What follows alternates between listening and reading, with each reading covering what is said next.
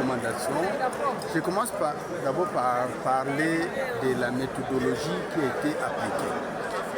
C'était une méthodologie participative. Son Excellence, Monsieur le ministre d'État, ministre de la Justice, a préféré que toutes les couches puissent y participer activement en donnant leurs recommandations de ce qu'ils veulent que soit la justice. Ça, c'est le premier aspect. Le deuxième aspect, ce sont les recommandations qui ont été données par rapport aux différentes thématiques qui ont été choisies pour que les gens puissent participer activement. Je vais prendre l'exemple du groupe 6 qui a parlé de la dignité humaine. Et en parlant de la dignité humaine, il y a un thème qui fait beaucoup de problèmes dans la société congolaise. C'est l'aspect de la Commission nationale de censure. Les gens souvent posent la question, mais qu'est-ce qui se passe avec la censure? Parce qu'on voit des gens danser nus. C'est ainsi que vous avez vu, pour illustration, une projection pendant les ateliers, pendant qu'on était au centre financier, juste pour démontrer que les artistes musiciens extrapolent en ne respectant pas la dignité de la femme.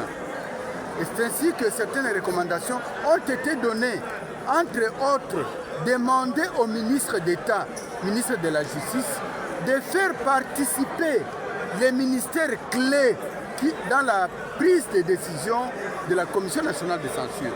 Entre autres, le ministère de Genre et Famille, le ministère des Médias, le ministère de l'Éducation, parce qu'on doit protéger mentalement nos enfants. Nos enfants aujourd'hui, ils sont à la merci des mauvaises conduites de nos artistes et musiciens. Il y a entre autres certaines institutions qui sont venues juste en appui à la démocratie, qui cherchent à se substituer au service de l'État. Là, je vais citer par exemple CESAC, qui veut prendre les attributions du ministère des Médias. CESAC, qui veut prendre les attributions de la Commission nationale de censure. CESAC, qui se met par exemple à percevoir des taxes et des frais administratifs. On se demande à ce moment-là, ces frais-là, ces frais vont où? Parce que nous avons des services d'assiette qui sont encadrés par la DGRAD.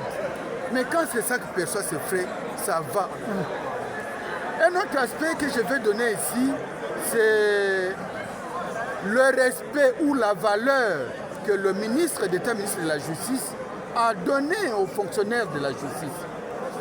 Parce que souvent, lorsqu'on parle de la justice, on voit seulement les magistrats.